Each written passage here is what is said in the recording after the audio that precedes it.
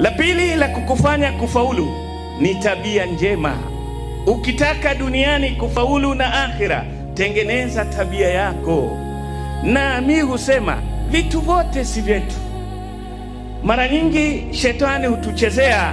Kuna watu wakajiproudi kwa kabila, lakini kabila sio lako.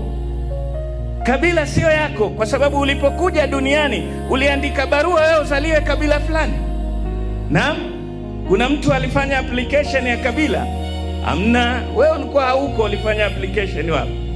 Kwa hivyo kabila sio yako, mali sio yako, umezaliwa bila ya mali, lakini tabia ndio yako.